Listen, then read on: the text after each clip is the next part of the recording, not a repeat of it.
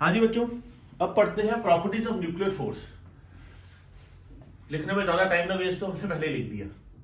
Nuclear forces क्या होते हैं? ये स्ट्रॉन्गेस्ट फोर्सेस या काफी स्ट्रॉन्ग अट्रैक्टिव फोर्सेस है, जिसकी वजह से न्यूक्लियस यानी कि प्रोटॉन्स और न्यूट्रॉन्स आपस में एक दूसरे के साथ जुड़े रहते हैं, बाइंड रहते हैं, जिसकी वजह से न्यूक्लियस जो है वो स्टेबल रहता है। आप समझ के चलो कि न्यूक्लियस के अंदर प्रोटॉन्स है, प्रोटॉन्स पॉजिटिवली चार्ज होते हैं, उनके में रिपल्सिव फोर्स है। रिपल्सिव फोर्स है, जो न्यूट्रॉन्स है वो न्यूट्रल है। तो ओवरऑल इलेक्ट्रोस्टैटिक फोर्स जो उसके अंदर है न्यूक्लियस के अंदर वो रिपल्सिव है। उसके बावजूद जो न्यूक्लियस अगर जुड़ा हुआ है तो यानी कि कुछ अट्रैक्टिव फोर्सेस भी है जो कि रिपल्सिव फोर्सेस से ज्यादा स्ट्रॉन्गर है, तभी वो एक न्यूक्लियस जो है स्टेबल रहेगा, नहीं तो वो बिखर जाता रिपल्शन की वजह से। तो वो अट्रैक्टिव फोर्सेस जिसकी वजह से न्यूक्लियस आपस में जुड़े हुए होते हैं उनको हम न्यूक्लियर फोर्सेस बोलते हैं।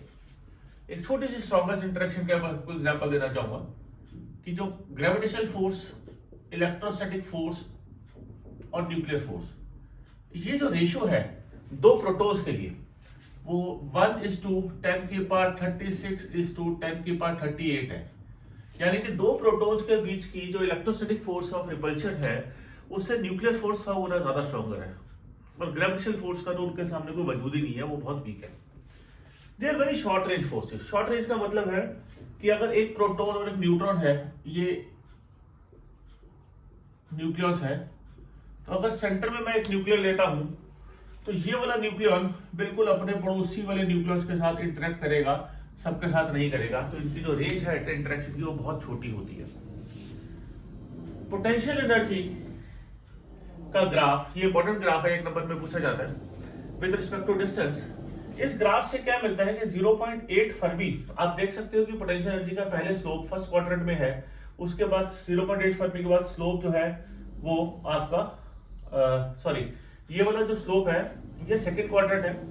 ये हमारे पास, अगर मैं इस पॉइंट पर स्लोप बनाऊं किसी भी पॉइंट पर टेंजेंट खींच के, तो मैं देख सकता हूं कि ये मेरे पास ये स्लोप जो है सेकंड क्वाड्रेंट में, इस पॉइंट पर टेंजेंट खींचूंगा तो ये जो स्लोप है ये फर्स्ट क्वाड्रेंट में आ जाता है, थीटा। इसकी वजह से क्या होता है कि जब तक इस स्लोप का हमारा ये सेकंड क्वाड्रेंट में है, ये वाला जो फोर्स है, ये फोर्स इस पॉइंट पे मेरी दो न्यूक्लियस के बीच की जो फोर्स है वो रिपल्सिव होती है, क्योंकि F = -du/dx होता है। और इस पॉइंट पर 0.8 फर्मी के बाद ये जो फोर्स है ये अट्रैक्टिव हो जाती है, और 3-4 फर्मी के बाद तो ये खत्म हो जाती है, कुछ फोर्स होती नहीं। तो 0.8 फर्मी एक बैलेंसिंग पॉइंट है, अगर इससे न्यूक्लियस पास में आएंगे तो रिपेल करेंगे और इससे दूर जाएंगे तो अट्रैक्ट करेंगे, तो इस पॉइंट पे वो बैलेंस रहता है, इस पॉइंट पे वो स्टेबल रहता है, ये एक स्टेबल डिस्टेंस है। Then they have charge independent character, charge independent forces, यानी कि जो फोर्सेस न्यूट्रॉन्स और प्रोटॉन के बीच में है न्यूक्लियर फोर्स, वही फोर्स प्रोटॉन और प्रोटॉन के बीच में भी है, और वही फोर्स प्रोटॉन और न्यूट्रॉन के बीच में भी है। मैं लिख देता हूं, force between two protons is same as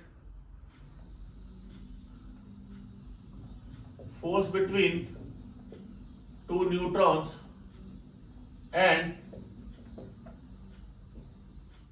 is also same as force between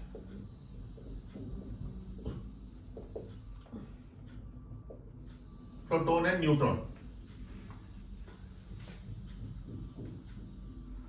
they have spin dependent character, यानी कि दो, देखो न्यूक्लियस का स्पिन होता है जिसको हम एंगुलर मोमेंटम के बोलते हैं कि they have parallel and anti parallel spins. तो force between nucleus having parallel spin is stronger than force between nucleus having anti parallel spin.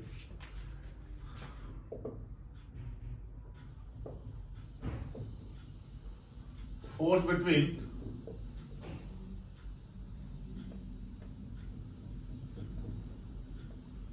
nucleons having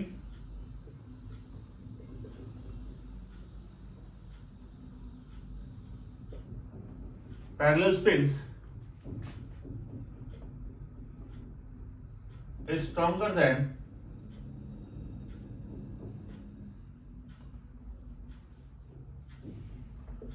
force between nucleons having anti-parallel spins, spelling अलग लिख देंगे। Exchange forces का मतलब है कि nucleus के बीच में there is a rapid exchange of particles called pions and mesons. ये पार्टिकल्स होते हैं, दे आर कॉल्ड पायोन्स या मेसोन्स। प्रोटॉन और प्रोटॉन के बीच में भी एक्सचेंज होता है, प्रोटॉन और न्यूट्रॉन के बीच में भी इनका एक्सचेंज होता है, रैपिड एक्सचेंज होता है। और इस रैपिड एक्सचेंज के बीच वजह से न्यूट्रॉन न्यूट्रॉन के बीच में भी एक्सचेंज होता है। तो इस रैपिड एक्सचेंज की वजह से ये फोर्स डेवलप होते हैं। नॉन सेंट्रल फोर्सेस है, इसका मतलब क्या होगा कि नॉन सेंट्रल फोर्सेस है कि एक प्रोटॉन इधर है और एक प्रोटॉन इधर है, तो इनके बीच में अट्रैक्टिव फोर्स जरूरी नहीं है कि that will be along the line joining the charges, वो कहीं भी ऊपर नीचे हो सकती है, अट्रैक्टिव है बस इतना है। तो अलोंग द लाइन जॉइनिंग, जैसे इलेक्ट्रोस्टैटिक फोर्स है, ग्रेविटेशनल फोर्स है, they act along the line joining the particles, ऐसा हमारे साथ इन फोर्सेस में नहीं होता। फ्रीज करके नोट करो।